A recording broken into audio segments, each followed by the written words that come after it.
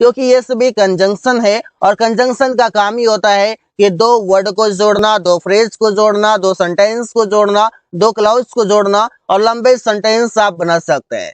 तो इस वीडियो में मैं आपको बताऊंगा कि किस प्रकार से प्रॉपर तरीके से आप सेंटेंसेस बनाकर प्रैक्टिस कर सकते हैं, सेंटेंस आप बना सकते हैं, बोल सकते हैं, लिख सकते हैं।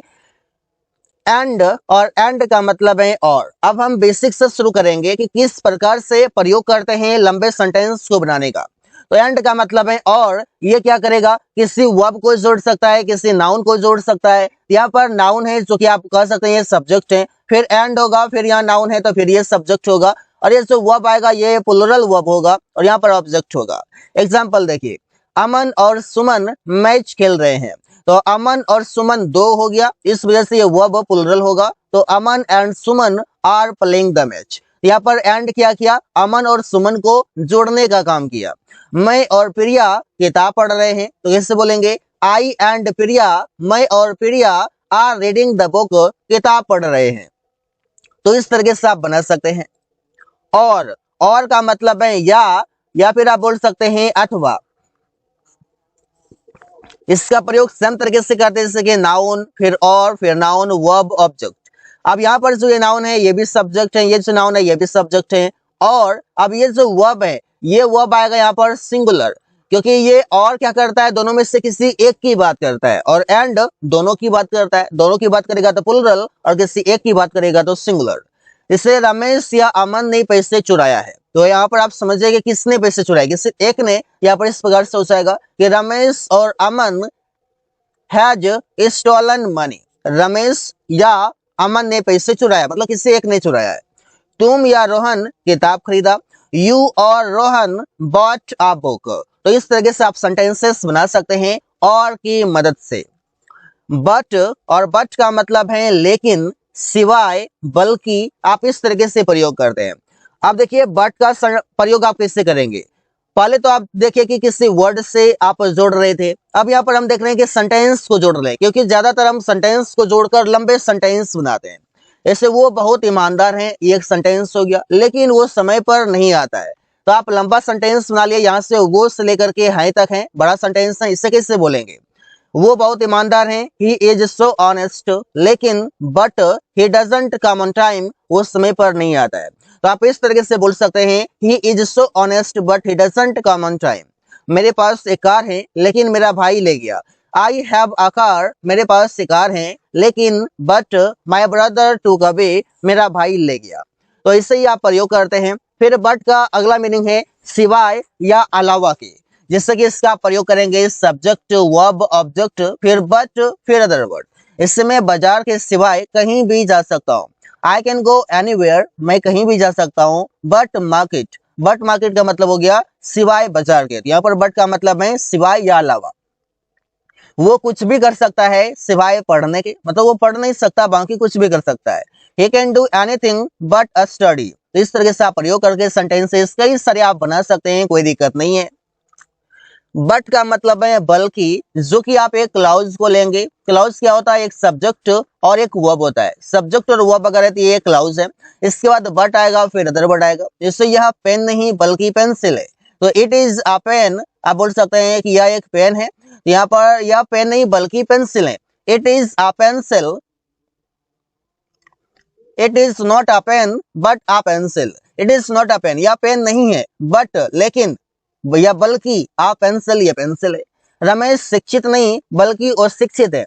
Ramesh is not educated but uneducated. इस तरीके से आप बोल सकते हैं। स्टिल या इवन नाउ, दोनों का मतलब है अभी भी या आज भी, जिससे आप प्रयोग करते हैं subject, helping verb, still, main verb, object से। फिर दूसरा तरीका है, यहाँ पर आप इवन नाउ प्रयोग करने का, सेंटेंस है और लास्ट में आप प्रयोग करेंगे इवन नाउ। मतलब इवन नाउ प्रयोग करेंगे तो सेंटेंस के लास्ट में, और अगर स्टिल प्रयोग करेंगे तो हेल्पिंग और मेन वर्ब के बीच में। इससे वो अभी भी सो रहा है, तो कैसे बोलेंगे, he is still sleeping. Sleeping main verb है और इज हेल्पिंग वर्ब है।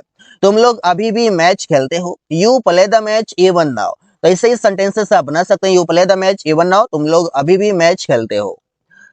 वाइल प्लस वी1 ing, जिसका मतलब है कि कोई काम करते हुए। कोई काम करते हुए यहाँ पर मीनिंग आ रहा है, और कोई काम करते हुए का मतलब है कि जब दो काम एक साथ हो, जब दो काम आप एक साथ कर रहे हैं तो उसमें, जैसे कि सेंटेंस आएगा फिर while plus V4 plus object होगा। मैं बाजार जाते हुए उससे बात कर रहा था, I was talking to him, मैं उससे बात कर रहा था while going to market, बाजार जाते हुए। रमेश टीवी देखते हुए खाना खा रहा है, Ramesh is eating food, Ramesh खाना खा रहा है while watching TV, टीवी देखते हुए। यहाँ पर आप देख सकते हैं कि while के साथ V4 आ रहा है और इससे आप लंबे सेंटेंस बनाने में भी कामयाब हो रहे हैं। नो सुनर हैड और इसके बाद आएगा यहाँ पर देन, जिसका मतलब होगा ही था। आप प्रयोग कैसे करेंगे, सेंटेंस के शुरू में ही आप प्रयोग करेंगे नो सुनर हैड, इसके बाद आप एक सेंटेंस का प्रयोग करेंगे। इससे मैं पहुंचा ही था कि वो आ गए, तो no sooner had I reached, मैं पहुंचा ही था कि दे केम, वो आ गए। तो मतलब ये कि आप यहाँ पर एक सेंटेंस लगाएंगे फिर एक यहाँ पर देन लगाएंगे और फिर आप यहाँ पर एक क्लाउज बोल सकते हैं, तो ये भी बेटर रहेगा। हम सोए ही थे कि बारिश आ गई, no sooner had we slept, हम सोए ही थे कि द रेन कैम, बारिश आ गई। इस तरीके से आप प्रयोग करके सेंटेंसेस बनाएंगे। अगला जो वर्ड है वो है as yet, till now, by now, so far, और इन सभी का मतलब है अभी तक बोल सकते हैं या आज तक बोल सकते हैं। जिससे सेंटेंस सुनाइए, मैंने अभी तक काम पूरा नहीं किया है, तो किससे बनेगा, I have not completed the work, मैंने काम पूरा नहीं किया है। एज येट मतलब अभी तक, I have not completed the work yet, मैंने अभी तक काम पूरा नहीं किया है। आप चाहें तो येट भी लगा सकते हैं सिर्फ, आप चाहें तो एज येट भी लगा सकते हैं। रवि अभी तक खेल रहा है, Ravi is playing till now, यहाँ पर Ravi is playing till now, Ravi अभी तक खेल रहा है। Ravi is playing by now, ये भी आप बोल सकते हैं। Ravi is playing so far, ये तीनों तरीके से आप प्रयोग कर सकते हैं। तो मतलब मीनिंग एक है लेकिन तरीके मैंने आपको बता दिए 5 और 5 अलग अलग वर्ड के साथ। वेदर और, इसका मतलब है चाहे या कि या, जिससे आप वेदर प्लस क्लाउज फिर और प्लस क्लाउज, मतलब वेदर भी एक क्लाउज जोड़ेगा और भी एक क्लाउज जोड़ेगा, तो आप लंबे सेंटेंस बना सकते हैं। चाहे तुम जाओ या ना जाओ मैं जाऊंगा, वेदर यू गो और I will go, whether you go और नॉट आप यहाँ पर लगा सकते हैं, चाहे तुम जाओ या ना जाओ, आई विल गो। अमन, चाहे अमन पढ़े या ना पढ़े तुम पढ़ सकते हो, किससे होगा, वेदर अमन रीड्स और नॉट यू कैन। या फिर आप चाहें तो यहाँ पर इसका मतलब ये है कि चाहे ये काम करे या ना करे, यहाँ पर आप नॉट नहीं भी लगाएंगे तो मीनिंग आपका प्रॉपर तरीके से देगा। वेदर और मतलब है या नहीं, जैसे कि क्लाउज, वेदर क्लाउज, इसके बाद फिर और फिर अदर वर्ड आ जाएगा, तो इससे होगा वो देख सकते हैं। इससे मैं कह नहीं सकता कि वे लोग खेलेगा या नहीं, आई कांट से, मैं कह नहीं सकता वेदर ही विल प्ले और नॉट, वो खेलेगा या नहीं। हमें नहीं पता कि वो वहां जाता है या कहीं और, तो we don't know whether he goes there or somewhere else. तो इस तरीके से आप बना सकते हैं वेदर और की मदद से लंबे लंबे सेंटेंसेस बहुत ही आसानी से आप बना सकते हैं। After learning this all words just you can practice, because the more you practice the better you learn. Whereas और वाइल दोनों का जो मीनिंग है वो है जबकि, जिससे कि इसका प्रयोग करते हैं दो क्लाउज के बीच में आप करते हैं। इससे मेरे पास एक बाइक है जबकि तुम्हारे पास एक कार है, तो किससे बोलेंगे, I have a bike whereas, जबकि यू हैव अ कार, तुम्हारे पास एक कार है। रमेश शिक्षित है जबकि उसका दोस्त अशिक्षित है। Ramesh is educated while his friend is uneducated या इलिटरेट, इससे आप प्रयोग कर सकते हैं। यहाँ पर अगर कई सारे दोस्त हैं तो आप फ्रेंड्स भी कर सकते हैं, इसकी जगह पर आर भी कर सकते हैं, नो डाउट। अब यहाँ पर जो वर्ड है वो है फॉर, एज, बिकॉज, सिंस, और ये चारों वर्ड का जो मतलब है वो ये है क्योंकि से और चूंकि से। इससे आप प्रयोग करते हैं for, as, since plus clause comma clause, फिर आप लिखेंगे क्लाउज, बिकॉज, एज, क्लाउज, मतलब दो क्लाउज के बीच में आप बिकॉज या एज को प्रयोग करेंगे और फॉर, एज, सिंस को आप प्रयोग करेंगे क्लाउज के शुरू में, जिससे क्योंकि मैं बीमार था इसलिए ऑफिस नहीं गया। फॉर, सिंस, एज, क्योंकि आई वॉज इल, मैं बीमार था, हैंस, इसलिए, I didn't go to market, I didn't go to office, I didn't go to, आप बोल सकते हैं कोई भी जगह का नाम, तो वहां पर मैं नहीं गया। वो बाजार नहीं गया क्योंकि या चूंकि व्यस्त था। He didn't go to market because as he was busy. He didn't go to market for he was busy. देखिए एक्सप्लेनेशन में क्या है, कि बिकॉज का प्रयोग वाक्य के बीच में होता है और सिंस का प्रयोग वाक्य के शुरू में होता है। तो इस तरीके से आप इसका प्रयोग कर सकते हैं, कोई दिक्कत नहीं है। मीनिंग पर ध्यान देना है क्योंकि सिंस का प्रयोग और भी मीनिंग के लिए किया जाता है। यहाँ पर मीनिंग ये रहे तो आपका ये जो एक्सप्लेनेशन है, जो नोट्स हैं, ये आप आसानी से अप्लाई कर सकते हैं। So hence that's why therefore that's the reason henceforth और इन सभी का मतलब है इसलिए। इससे मुझे बुखार था इसलिए वहां नहीं गया। तो कैसे बोलेंगे? I had a fever so I didn't go there. I had a fever that's why I didn't go there. I had a fever therefore I didn't go there. I had a fever that's the reason I didn't go there. I had a fever henceforth I didn't go there. यहाँ पर आप देख सकते हैं कि sentence के बीच में इन सभी शब्दों का प्रयोग हुआ है और इन सभी शब्दों का मात्र एक मीनिंग है और वो ये इसलिए। तो इस तरीके से आप सेंटेंसेस बना सकते हैं।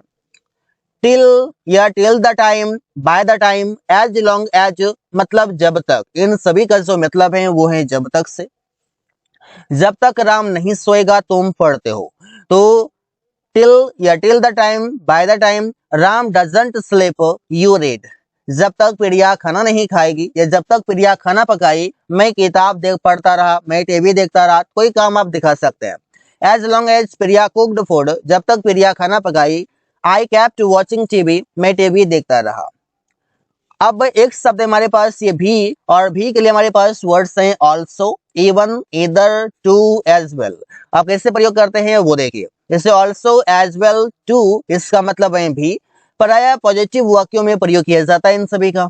इवन का प्रयोग है भी के लिए, इससे प्रायः पॉजिटिव और नेगेटिव वाक्यों में किया जाता है। पॉजिटिव और नेगेटिव दोनों में किया जाता है। और इधर का मतलब है भी, जिसका प्रयोग प्रायः नेगेटिव वाक्यों में ही किया जाता है। तो इस तरीके से आप प्रयोग कर सकते हैं। पॉजिटिव सेंटेंस में आप इन सभी शब्दों का देखिए, जैसे कि मैं भी वहां जाता हूं, आई ऑल्सो गो देयर। आप बोल सकते हैं I go there too, I go there as well, even I go there. तो इस तरीके से आप प्रयोग करेंगे। नेगेटिव वाक्यों में देखिए इधर और इवन का प्रयोग, जैसे कि मैं भी वहां नहीं जाता हूं, even I don't go there, I don't go there इधर। रमेश भी बहुत ईमानदार है, even Ramesh is so honest. Ramesh अभी बहुत ईमानदार है तो रमेश इज सो ऑनेस्ट इधर। लेकिन ये सेंटेंस नेगेटिव रहना चाहिए, रमेश भी बहुत ईमानदार नहीं है। तो इस तरीके से बनाना पड़ेगा, फिर ये नोट आपका ये काम करेगा। तो नोट काम करेगा तभी तो ये नेगेटिव सेंटेंस होगा और तभी तो आप इधर और इवन का प्रयोग करेंगे। एज एडजेक्टिव, एज और इसका मतलब है उतना, कोई विशेषण फिर जितना, मतलब उतना और जितना मीनिंग देगा। जैसे as good as Aman, Aman के जितना अच्छा। As tall as Suman, Suman के जितना लंबा। एज रेड एज ब्लड, मतलब ब्लड के जैसा लाल या जितना लाल। As beautiful as Priya, Priya के जितना खूबसूरत या सुंदर। As big as his house या होम, उसके घर के जितना बड़ा। तो इस तरह से आप प्रयोग कर देंगे। आप सेंटेंस में देख सकते हैं एज का प्रयोग कैसे करते हैं। जैसे कि एज का मतलब है के नाते, और इसका प्रयोग करेंगे एज आ के बाद कोई नाउन, क्लाउज, फिर क्लाउज। यहाँ पर देखिए क्लाउज आएगा। इससे एक शिक्षक होने के नाते मैं तुम्हें लक्ष्य के बारे में बताना चाहता हूँ। एज अ टीचर, एक शिक्षक होने के नाते I want to tell you about goal, मैं तुम्हें लक्ष्य के बारे में बताना चाहता हूँ। वो मेरा भाई होने के नाते कार ले सकता है। एज अ ब्रदर, एक भाई होने के नाते he can take my car, वो मेरा कार ले सकता है। तो आप देख सकते हैं ना कि बड़े बड़े सेंटेंसेस आप किस तरीके से बना सकते हैं, वर्ड्स को जोड़ करके, क्लाउज को जोड़ करके, सेंटेंस को जोड़ करके। एज सुन एज या द मोमेंट, इन सभी का मतलब है जैसे ही। As soon as plus clause comma clause आएगा, जैसे जैसे ही उसने बोला मैंने दे दिया। As soon as he spoke, जैसे ही उसने बोला आई गेव, मैंने दे दिया। जैसे ही वो आया रमेश रोने लगा। द मोमेंट ही कैम, जैसे ही वो आया Ramesh began to weep, Ramesh रोने लगा। एज सुन एज पॉसिबल, और इसका मतलब है जितनी जल्दी हो सके। प्रयोग कैसे करते हैं वो देखिए। जैसे एज सुन एज पॉसिबल के बाद कोई भी आप क्लाउज लिख सकते हैं। जितनी जल्दी हो सके यहाँ आओ। As soon as possible come here, जितना जल्दी हो सके उससे पैसे दो। As soon as possible give him money. तो ऐसे ही सेंटेंस आप बनाते हैं। अगला है एज और एज का मतलब है के तौर पर, जिससे कि आप क्लाउज लिखेंगे, फिर एज फिर एक नाउन लिखेंगे। मैं मैनेजर के तौर पर काम कर रहा हूँ। I am working as a manager. Aman वकील के तौर पर कोर्ट में है। Aman is in the court as an advocate. तो इससे आप सेंटेंसेस बनाकर प्रैक्टिस कर सकते हैं, क्योंकि जितना आप प्रैक्टिस करेंगे उतना आपके लिए बेहतर होगा। एज एडजेक्टिव एज और उसका मतलब है उतना जितना। जैसे सब्जेक्ट होगा helping verb not, as adjective as, फिर एक नाउन आएगा। रमेश अमन जितना लंबा नहीं है। Ramesh is not as tall as Aman. तुम आकाश जितना तेज नहीं हो। You are not as intelligent as Akash. Riya Priya जितना सुंदर नहीं है। Riya is not as beautiful as Priya. इस तरह के आप सेंटेंसेस कई सारे आप बना सकते हैं एज की मदद से। एज फॉर एज और इसका मतलब है जहां तक, जिससे कि इसका प्रयोग करने के तरीके हैं। एज फॉर एज एक क्लाउज होगा, फिर कॉमा एक क्लाउज होगा। जहां तक मैं जानता हूं वो ईमानदार है। As far as I know he is honest. जहां तक मुझे पता है वो स्कूल में है। As far as I know he is in the school. तो ऐसे आप सेंटेंसेस कई सारे आप बनाकर प्रैक्टिस करेंगे। एज वेल एज और इसका मतलब है साथ ही साथ। इससे प्रयोग करते हैं सब्जेक्ट एज वेल एज, एक नाउन आएगा या प्रोनाउन आएगा, फिर एक कॉमा, फिर वर्ब, फिर अदर वर्ड। मैं साथ ही साथ मेरा भाई भी यहाँ काम करता है। I as well as my brother work here. Ramesh साथ ही साथ अमन भी यहाँ है। Ramesh as well as Aman is here. तो इससे आप सेंटेंस को एक बार सोचने की आप कोशिश करेंगे और प्रैक्टिस करेंगे, ये सीखना बहुत ही आसान हो जाएगा। नोर या नीदर, नहीं वो भी नहीं, तो किससे बोलते हैं? एक सेंटेंस आएगा, फिर नीदर या नोर, फिर प्लस हेल्पिंग वर्ब, फिर एक सब्जेक्ट आएगा। वो बाजार नहीं गया, मैं भी नहीं गया। He didn't go to market, वो बाजार नहीं गया। Neither did I, मैं भी नहीं गया। इस तरीके से करके तुम अंग्रेजी नहीं सीखा, रमेश भी नहीं सीखा। तो you didn't learn English, nor did Ramesh. तो इसे ही सेंटेंस बनाए जाते हैं। ऑल्दो या दो, इवन दो, इवन इफ, इन सभी शब्दों का मतलब होता है यद्यपि, भले ही, हालांकि। और इसका आप दूसरे पार्ट में इसको जोड़ते हैं even then, yet, still, however, then also. और इन सभी का मतलब होता है तब भी, इसके बावजूद भी, फिर भी। ये कहीं ना कहीं मतलब इसका एक ही है, अलग अलग शब्दों का प्रयोग हुआ है। भले ही तुम मुझे पैसे मत दो, फिर भी मैं तुमसे पैसे मांगूंगा। Even if you don't give me money then also, मतलब फिर भी, I will ask for money to you. Although you don't give me money, yet I will ask for money to you. Though you don't give me money, still I will ask for money to you. इस तरह से प्रयोग होता है। हालांकि मैं गरीब हूँ, फिर भी उसका पैसे से मदद करने की कोशिश करूंगा। Although I am poor, yet I will try to help him with money. तो इससे आप सेंटेंस सुनाते हैं। I hope you all are getting these all words because these all are very important for every English learner because these are used in daily life. सच मतलब है इस तरह का या ऐसा। सब्जेक्ट आएगा, इसके बाद वर्ब, सच प्लस नाउन आएगा और वो नाउन प्लुरल होगा। ऐसे कहानी मैंने कई बार पढ़ा है।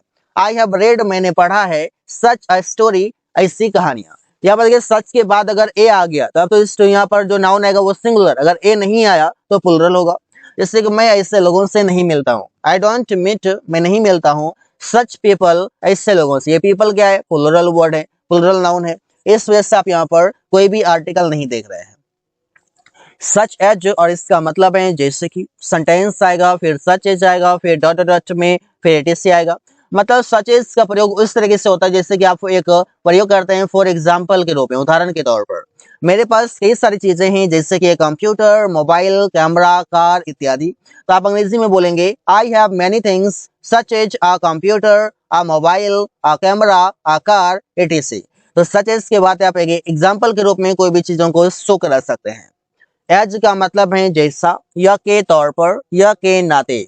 इससे आप बोलते हैं जैसी आपकी मर्जी, तो आप बोलेंगे एज यू विश। जैसा आपने कहा मैंने किया। आई डिड, मैंने किया। एज यू सेड, जैसा आपने कहा। तो इस तरीके की वाक्य आप बड़े आसानी से बना सकते हैं। अगला वर्ड है एज इफ या एज दो। इससे करते हैं जैसे कि मानो या जैसे कि, ये वर्ड्स हैं। इसका प्रयोग करते हैं जैसे कि क्लाउज है, फिर एज इफ या एज दो प्लस क्लाउज आएगा। रोहन अंग्रेजी बोलने लगा जैसे कि वो अंग्रेज हो। Rohan started speaking English as if he is an Englishman. Aman काम करता है मानो लेबर हो। आप यहाँ पर काल्पनिक सेंटेंस बना रहे हैं। अमन वर्क्स, अमन काम करता है मानो एज दो ही इज अ लेबर, वो लेबर हो, वो मजदूर हो। इधर और, अब ये देखिए कैसे जोड़ता है, या तो ये या तो वो। प्रयोग करने के दो तरीके। पहला तरीका तो ये है कि इधर के बाद आप एक क्लाउज को जोड़ सकते हैं और के बाद एक क्लाउज को जोड़ सकते हैं। दूसरा तरीका है कि इधर के बाद आप कोई नाउन या प्रोनाउन को जोड़ सकते हैं और के बाद भी आप कोई नाउन या प्रोनाउन को जोड़ सकते हैं। इसके बाद एक वर्ब आएगा, फिर एक ऑब्जेक्ट आएगा। इससे देखिए यहाँ पर सेंटेंस में कि या तो पैसे दो या तो सामान रखो, तो कैसे होगा? ये दुकानदार बोल सकता है, इधर गिव मनी और पुट द प्रोडक्ट। या तो रवि या तो अमन बाजार गया, इधर रवि और अमन वेंट टू मार्केट। यहाँ पर इधर के बाद यहाँ पर एक वर्ड है और के बाद भी एक वर्ड है, और यहाँ पर क्या है, इधर के बाद एक सेंटेंस इंपरेटिव सेंटेंस है। ये नीदर योर, नीदर नोर का मतलब है न ये न वो। इससे कि नीदर के बाद एक क्लाउज आएगा, फिर नोर के बाद भी एक क्लाउज आएगा। जैसे नीदर प्लस नाउन या प्रोनाउन, नोर प्लस नाउन या प्रोनाउन, वर्ब ऑब्जेक्ट। न रवि न अमन काम किया, नीदर रवि नोर अमन वर्कड। न सुमन न रमेश कमरा साफ किया, neither Suman NOR Ramesh cleaned the room. तो ऐसे ही वाक्य बनाए जाते हैं। अगला वर्ड है सो दैट, और इसका मतलब है ताकि से। जैसे कि सेंटेंस आएगा, फिर सो दैट आएगा, फिर सेंटेंस आएगा। वो बाजार जा रहा है ताकि सब्जी खरीदे। He is going to market so that he buys vegetables. मैं अंग्रेजी सीखता हूँ ताकि अच्छा नौकरी पाऊं। I learn English so that I get a good job. तो ऐसे ही वाक्य बनाए जाते हैं सो दैट की मदद से। इन सच अ वे, इसका मतलब है इस तरह से या फिर ऐसे। आप प्रयोग करते हैं subject verb in such a वे से। जैसे तुम ऐसे पढ़ते हो कि मैं नहीं पढ़ सकता हूँ। You read in such a वे, तुम ऐसे पढ़ते हो, इस तरह से पढ़ते हो कि दैट आई कांट, मैं नहीं पढ़ सकता हूँ। यहाँ पर मैं रीड लिखना चाहता हूँ लेकिन रेड की बात पहले है, यहाँ पर आप दोबारा नहीं भी लिखेंगे तो बात वही है। रवि इस तरह से बोलता है कि वो वहां के बारे में सब कुछ जानता है। Ravi speaks in such a way that he knows everything about there. तो इससे ही वाक्य आप बना सकते हैं। नॉट ओनली बट ऑल्सो, इसका मतलब है न केवल ये बल्कि वो भी। आप प्रयोग करते हैं subject helping verb not only, फिर नाउन या प्रोनाउन, बट ऑल्सो, फिर नाउन या प्रोनाउन। वो न केवल छात्र हैं बल्कि डॉक्टर हैं। He is not only a student but also a doctor. Ramesh न केवल ईमानदार हैं बल्कि मेहनती भी हैं। Ramesh is not only honest but also laborious. तो ऐसे ही वाक्य बनाए जाते हैं। कई सारे आप सेंटेंसेस ऐसे ही बना सकते हैं। इफ मतलब है यदि या अगर से। अगर मैं जाता तो वो मेरे साथ आता। इफ आई वेंट, अगर मैं जाता, he would come with me, वो मेरे साथ आता। अगर रमेश अंग्रेजी बोलता तो मैं उससे पैसे देता। If Ramesh spoke English I would give him money. तो पहले इफ के बाद प्रेजेंट इंडेफिनिट टेंस का सेंटेंस आएगा, इसके बाद फिर आप वुड लगा करके वी1 लगा सकते हैं। अगर मैं पक्षी होता तो आकाश में उड़ता। If I were a bird, अगर मैं एक पक्षी होता, I would fly in the sky, मैं आकाश में उड़ता। अगर रवि के पास पैसे होता तो वो मदद कर चुका होता। If Ravi had money he would have helped, he would have helped, वो मदद कर चुका होता। तो ऐसे ही वाक्य बनाए जाते हैं। अगला जो वर्ड है वो है लेस्ट, और इसके साथ प्रयोग करते हैं शुड। यहाँ पर आप समझ सकते हैं कि रूल ही है कि लेस्ट अगर आप प्रयोग करेंगे तो इसके साथ शुड आएगा। भले ही शुड का कोई मीनिंग नहीं आए लेकिन ये शुड ही आता है इसके साथ। इसका मीनिंग है यहाँ पर कहीं ऐसा ना हो कि, इससे सेंटेंस होगा लेस्ट सब्जेक्ट शुड वी1 ऑब्जेक्ट। मैं कड़ी मेहनत करता हूँ, कहीं ऐसा ना हो कि मैं फेल हो जाऊं। आई डू हार्ड वर्क, मैं कड़ी मेहनत करता हूँ। लेस्ट कहीं ऐसा ना हो कि आई शुड फेल, मैं फेल हो जाऊं। वहां मत खेलो, कहीं ऐसा ना हो कि वो तुम्हें डांटे। Don't play there lest he should scold you. ऐसे ही वाक्य बनाए जाते हैं। अगला वर्ड है अदरवाइज या फिर और एल्स। दोनों का मतलब है वरना या नहीं तो। इससे एक सेंटेंस आएगा अदरवाइज या फिर और एल्स, इसके बाद एक सेंटेंस आएगा। वो बाजार जाएगा वरना भूखा सोएगा। He will go to market otherwise he will sleep hungry. तुम मुझे पैसे दो नहीं तो बाइक दो। यू गिव मी मनी, तो मुझे पैसे दो, और एल्स या तो या नहीं तो, गिव अ बाइक या तो बाइक दो। तो मतलब इस तरीके के आप वाक्य बना सकते हैं। अगला वर्ड है प्रोवाइडेड या प्रोवाइडिंग। दोनों का मतलब है बशर्ते, यह शर्त ये है कि या फिर पर तब जब। क्लाउज के बाद आप यहाँ पर लिख सकते हैं प्रोवाइडेड या प्रोवाइडिंग, और इसके बाद आप एक क्लाउज लिख सकते हैं मैं पैसे दूंगा पर तब जब राम कहेगा। आई विल गिव मनी, मैं पैसे दूंगा, प्रोवाइडेड पर तब जब राम कहेगा तो राम विल से। मैंने उसे कार दिया पर तब जब अमन कहा। तो I gave him a car providing Aman said. तो यहाँ पर आप इस मीनिंग से भी कर सकते हैं बशर्ते, या बशर्ते ये है कि ऐसा भी वर्ड जोड़ करके आप बना सकते हैं। अनलेस या अनटिल दोनों का मतलब है जब तक नहीं। अनटिल या अनलेस का प्रयोग आप करते हैं सेंटेंस के शुरू में, फिर एक क्लॉज कॉमा क्लॉज। जब तक बच्चों ने नहीं पूछा, मैंने नहीं बताया। Unless children asked, I didn't tell. जब वो बाजार नहीं गया, मैं पैसे नहीं दिया। Until he went to market, I didn't give money. यहाँ पर अनलेस और अनटिल ये दोनों नेगेटिव वर्ड हैं, तो नहीं के लिए आप नॉट नहीं लगाएंगे। That's what, that's when, that's why, that's where, that's who, that's which, that's whom, that's how, इन सभी का आपको यहाँ पर हिंदी लिखा हुआ है। इन सभी का प्रयोग सीखेंगे किस प्रकार से इन सभी शब्दों का प्रयोग करते हैं। इससे देखिए यही बात तो मैं कहता हूँ, तो that's what I say। इसलिए रवि यहाँ नहीं आया। That's why Ravi didn't come here। उसी समय तो बारिश हो रही थी। That's when it was raining।